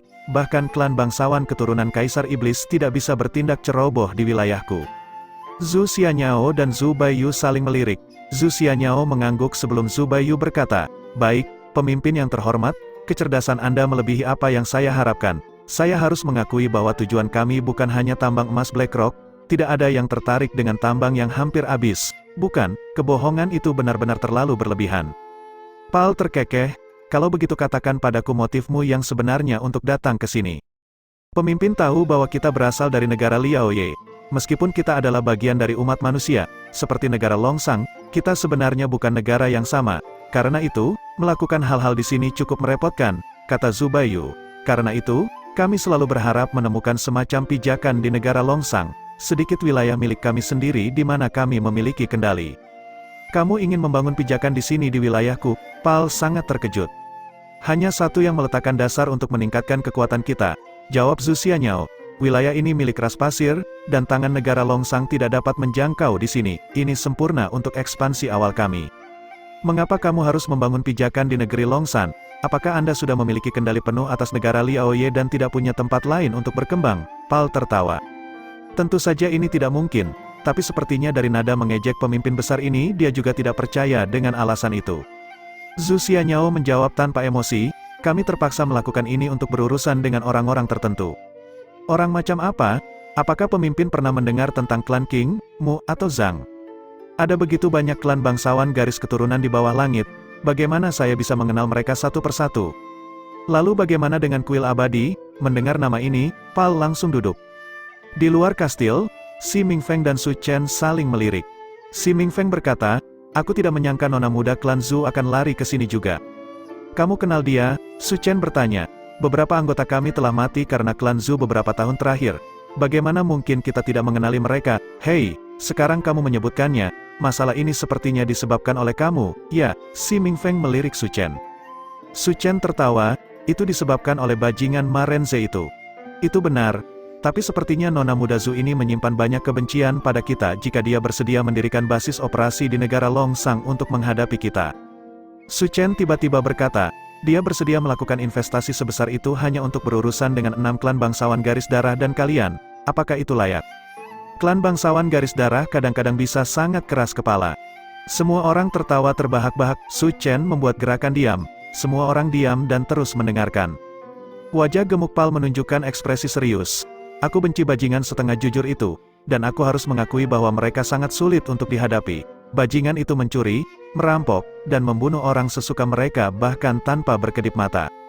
Itu kayak, dia bajingan terbesar dari semua orang, namun dia berani mengolok-olok kita. Semua orang mulai mencemooh di luar kastil. Su Chen terpaksa membungkam mereka lagi. Jadi, pemimpin, kami memiliki dasar yang kuat untuk kerjasama. Kita berdua adalah musuh kuil abadi, karena Anda juga tidak menyukai mereka. Dengan kami berjaga-jaga di sini, kami dapat membantu melindungi Anda dari semua jenis keserakahan eksternal, kata Zhu Xianyao saat memanfaatkan kesempatan dalam percakapan. Berapa harga yang ingin kamu bayar untuk ini? Kami dapat memberi ras pasir peluang komersial yang besar. Kami berjanji bahwa barang-barang senilai tidak kurang dari 5 juta batu asal akan melewati sini setiap tahun, termasuk makanan, air, dan kebutuhan bertahan hidup lainnya untuk ras pasir. Kami dapat menyediakannya untuk Anda dengan harga serendah mungkin. Hanya barang senilai 5 juta, ini setiap tahun, kata Zhu Xianyao dengan berat, ini kesepakatan jangka panjang, jangan menguras kolam hanya untuk menangkap semua ikan. Pal mendengus, kalian manusia terlalu licik, bagaimana saya tahu bahwa Anda akan mempertahankan kesepakatan Anda? Ada untungnya menjadi picik, yaitu sulit untuk ditipu. Zhu Xianyao sangat marah hingga wajahnya mulai pucat, tidak ada yang bisa menyerahkan lebih dari 100 juta batu asal sekaligus. Di luar kastil, semua orang menunjuk ke arah Su Chen, dia bisa. Su Chen memutar matanya, negosiasi berlanjut di dalam kastil. Pada saat itu, Hesu telah meletakkan semua makanannya dan berdiri di samping. Kepalanya menunduk saat dia berpura-pura menunggu perintah lebih lanjut. Pada saat itu, seorang individu ras pasir tiba-tiba berjalan ke arah Hesu dan berkata, "Siapa kamu? Kenapa aku belum pernah melihatmu sebelumnya?" Semua orang mengutuk diam-diam karena dia tidak mengantisipasi perherbalan malam. Hesu dengan ceroboh berubah menjadi individu ras pasir. Bagaimanapun, ini hanya untuk bertahan sesaat. Namun, dia tidak menyangka akan tertangkap seperti ini, dan bahkan lebih tidak menyangka akan terjadi kesalahan pada saat ini. Hesu tertegun. Dia ingin menjelaskan lebih banyak, tetapi seorang individu ras pasir yang berdiri tidak jauh di belakang Pal tiba-tiba melirik. Dia melirik Hesu. Dengan pandangan sekilas ini, Hesu merasakan energi di tubuhnya tiba-tiba mulai berfluktuasi dengan liar, menyebabkan dia hampir kehilangan kendali atas penyamarannya. Hesu tahu situasinya tidak baik. Sebuah cahaya aneh melintas di mata individu ras pasir yang menatapnya. Dia berteriak keras. Itu mata-mata tangkap dia. Bab 10. Lari, teriak Su Chen dalam hati begitu individu ras pasir berkata, mata-mata. Hesu tahu situasinya tidak baik, dia berbalik dan melesat. Kejar dia, semua individu ras pasir yang hadir menyerbu ke depan, melolong gila-gilaan, tetapi satu-satunya reaksi Zhu Xianyao adalah alisnya sedikit terangkat. Zhu Baiyu melirik Zhu Xianyao, yang menggelengkan kepalanya sedikit, sebelum kembali ke tempat duduknya.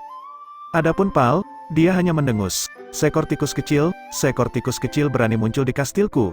Tangkap dia, kita akan mengobrol panjang lebar dengannya. Gerombolan individu ras pasir mengejarnya sekarang. Hesu melarikan diri secepat mungkin. Dia tidak akan bisa kabur, ekspresi Si Mingfeng sangat pucat. Pada titik ini, jika Hesu masih bisa kabur, ras pasir mungkin juga bunuh diri saat itu juga. Satu-satunya alasan Hesu masih bisa berlarian seperti ini adalah karena para ahli ras pasir yang kuat tidak suka bergerak secara pribadi. Tapi jika dia berlari di luar jarak tertentu, maka para ahli yang kuat pasti akan bergerak. Su Chen berteriak ke cermin, Hesu, dengarkan aku. Jangan mencoba lari keluar kastil, mereka tidak akan membiarkan Anda keluar dari sana. Saat ini, tetaplah berada di dalam tembok kastil dan cobalah untuk mengulur waktu. Kami akan datang dan menyelamatkanmu. Selamatkan aku? Apakah kamu bercanda? Hesu menjawab. Tidak, karena aku masuk sekarang, Su Chen menjawab. Saat dia berbicara, dia berlari menuju kastil. Si Mingfeng tertegun. Kamu gila, masuk sekarang hanya mencari kematian, rencananya sudah gagal, dan yang perlu kita lakukan adalah segera pergi. Ya, tapi kita harus mengeluarkannya dulu. Su Chen bahkan tidak melihat ke belakang saat dia berlari ke depan. Dia dengan cepat tiba di dinding kastil. Lubang yang dibuka Hesu masih ada. Lubang itu sangat kecil, kamu bahkan tidak bisa melewati langkah pertama ini, kata Si Mingfeng. Kemudian, dia menyaksikan Su Chen mengeluarkan sebotol obat dan menenggaknya. Sesaat kemudian, tubuhnya mulai tumbuh lebih panjang. Bagaimana ini mungkin? Si Mingfeng langsung terdiam. Ini adalah jurus garis darah Hesu, bagaimana Su Chen bisa menggunakannya? Apakah dia berhasil menembus hanya dalam rentang beberapa hari yang singkat? Iya. Su Chen telah menerobos. Proses menganalisis garis keturunan Hesu berjalan sangat lancar. Su Chen dengan mudah dapat mengekstrak zat asal yang berubah bentuk dari garis keturunan Hesu, lalu menguasai proses transformasinya. Satu-satunya kelemahan saat ini adalah dia belum sepenuhnya mengasimilasinya. Dia hanya bisa menggunakannya untuk sementara dengan menelan obat terkait. Namun, ini sudah cukup. Sesaat kemudian, Su Chen menyelinap ke dalam kastil. Dia dengan cepat memanjat dinding kastil. Sial, dia tidak memiliki kristal penginderaan jarak jauh, kutuk Si Mingfeng. Karena rencananya hanya memanggil Hesu untuk menyusup ke kastil, dan kristal penginderaan jarak jauh tidak murah, mereka hanya menyiapkan satu. Namun, sesaat kemudian, pemandangan mengejutkan muncul sekali lagi di depan mata mereka. Su Chen mendarat di tanah, lalu mulai berjalan dengan hati-hati melintasi halaman kastil. Dari gerakannya, sepertinya dia menghindari Blue Sentinel Light, tidak ada alarm kastil yang pernah dipicu. Apakah dia juga mengembangkan semacam origin skill tipe penginderaan gaib? Seseorang bertanya dengan rasa ingin tahu. Kemudian dia benar-benar tahu bagaimana melakukan beberapa hal, jawab orang lain. Ya, Su Chen benar-benar tahu bagaimana melakukan beberapa hal. Dia tahu bagaimana meneliti dan meramu obat-obatan, dan kekuatannya sendiri juga cukup mengesankan. Dia bahkan memiliki origin skill tipe penginderaan gaib. Semua orang menyaksikan Su Chen terus maju dengan terpesona seolah-olah mereka sedang menonton makhluk aneh. Kong Cheng dengan dingin tertawa, jadi bagaimana jika dia mengetahui hal seperti itu? Dia masih tidak akan bisa menyelamatkan Hesu. Saya berkata, mengapa kalian semua masih duduk di sini dengan bengong seperti ini? Bukankah kita seharusnya memanfaatkan momen ini untuk pergi daripada menunggu orang di dalam datang mencari kita? Mari kita tunggu sedikit lebih lama. Mungkin Su Chen memang punya cara untuk menghadapinya, jawab Si Mingfeng. Pada saat ini, Su Chen telah melewati Blue Sentinel Light dan mencapai lapangan terbuka. Tanpa diduga, dia tidak berubah menjadi kadal kecil seperti yang dimiliki Hesu. Sebagai gantinya, dia mengaktifkan teleportasi White Tower dan langsung berteleportasi melintasi tanah terbuka. Setelah mencapai alam pembukaan yang teleportasi White Tower, Su Chen telah meningkat sekali lagi. Jarak kecil seperti ini tidak bisa memberinya banyak masalah. Dia tiba di ruangan kecil yang sama di kastil, tapi saat dia hendak membuka pintu, beberapa kadal menyerangnya. Su Chen berbalik, dia telah mengambil penampilan individu ras pasir dan memancarkan aura kebiadaban. Ketika kadal melihat ini, mereka menundukkan kepala dan mundur secara bersamaan. Su Chen membuka pintu dan masuk. Aku akan masuk, katanya. Semua orang secara bersamaan menghela nafas panjang. Su Chen dengan cepat berjalan menuju aula utama. Hesu, tunggu sebentar dan tunggu aku. Aku tidak akan bisa bertahan lebih lama lagi. Lalu taruh semua yang kamu miliki ke dalam origin ring dan sembunyikan. Jangan biarkan mereka mengetahui niat Anda untuk datang ke sini. Saat dia berbicara, dia mengeluarkan shuttle Kaisar Naga Banjir. Rencana Su Chen sangat sederhana. Setelah terhubung dengan Hesu, mereka akan segera melarikan diri menggunakan shuttle Kaisar Naga Banjir. Penghalang kastil hanya memengaruhi hal-hal di luar penghalang.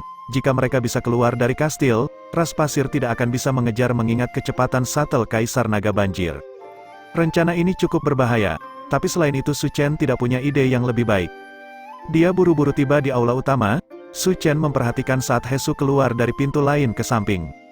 Sebuah kesempatan, tapi saat dia akan memperluas shuttle Kaisar Naga Banjir, dia melihat sesosok tubuh melintas melewatinya dari lantai 2. Ini adalah individu ras pasir yang berdiri di belakang Pal. Mereka akhirnya kehilangan kesabaran. Dalam sekejap mata, individu ras pasir muncul tepat di depan jalan Hesu. Dia mengulurkan satu tangan, seperti sedang mencoba menangkap seekor ayam, dan mengambil Hesu. Su Chen tahu bahwa dia selangkah terlambat untuk menyelamatkan Hesu. Dia hanya berjarak 10 langkah dari Hesu, tetapi 10 langkah itu tampak sejauh cakrawala. Dia melirik Hesu dengan penuh arti, yang terpaksa berhenti di jalurnya. Su Chen segera berbalik dan pergi. Pada saat itu, dia mendengar individu ras pasir berteriak, "Cari seluruh kastil. Lihat apakah ada mata-mata lain di sini." Semua penjaga ras pasir setuju, lalu bubar untuk mencari arah masing-masing. Su Chen tahu situasinya tidak baik. Pada saat ini, dia sudah meninggalkan aula utama dan berjalan menyusuri lorong. Tepat saat dia akan mencapai akhir, sepasang penjaga ras pasir berjalan ke arahnya. Su Chen terpaksa berbalik dan berjalan menyusuri lorong lain. Perintah gonggongan dari individu ras pasir itu masih dalam jangkauan pendengaran. Tikus yang telah menyusup ke tempat ini memiliki kemampuan untuk berubah bentuk. Kalian semua berpasangan dan menginterogasi satu sama lain untuk menghindari peniruan identitas. Su Chen mengutuk diam-diam. Pada saat itu, Su Chen melihat seseorang berjalan mendekat. Orang itu jelas bukan budak, pakaiannya cukup mewah, dan sosoknya sangat gemuk. Dia jelas berstatus bangsawan, dan dia bahkan memegang piring kecil di tangannya yang berisi kue-kue yang dia masukkan ke mulutnya. Ketika Su Chen melihat ini, matanya berbinar. Dia menyerbu ke depan, meraih orang itu, dan membuatnya pingsan. "Maafkan saya," kata Su Chen sambil mendorong orang itu ke lemari terdekat. "Siapa kamu?" Sekelompok penjaga ras pasir berteriak dari belakang Su Chen. Su Chen perlahan berbalik, dia sudah mengambil penampilan sang pangeran. "Jadi itu Pangeran Yu, individu ras pasir di depan, apa yang kamu lakukan di sini?" Su Chen tidak tahu siapa Pangeran Yu, dia hanya bisa mengangkat kue di tangannya dan memasukkan sepotong ke dalam mulutnya. Ketika individu ras pasir melihat itu, dia tertawa dan berkata, "Jadi Pangeran Yu hanya merasa lapar, jika itu masalahnya, silakan makan perlahan." Dia kemudian pergi, membawa sisa tentara ras pasir bersamanya. Setelah Su Chen memastikan bahwa mereka semua telah pergi, Su Chen menyeret Pangeran Yu keluar lagi. Su Chen, apa yang kamu lakukan? He Su sudah tertangkap, kamu tidak akan bisa menyelamatkannya, teriak Si Mingfeng. Su Chen pura-pura tidak mendengar apapun. Dia memukul Pangeran Yu beberapa kali untuk membuatnya bangun. Orang itu secara bertahap terbangun. Ketika dia melihat wajahnya sendiri balas menatapnya, dia sangat terkejut. Kamu, diam, Su Chen membungkamnya. Jangan berteriak. Saya mengajukan pertanyaan di sini dan kamu menjawabnya. Jika kamu bertingkah, maka kamu akan mati.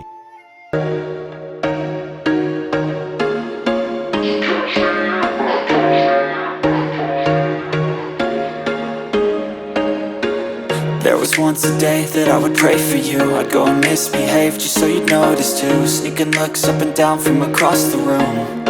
Damn, what a hell of a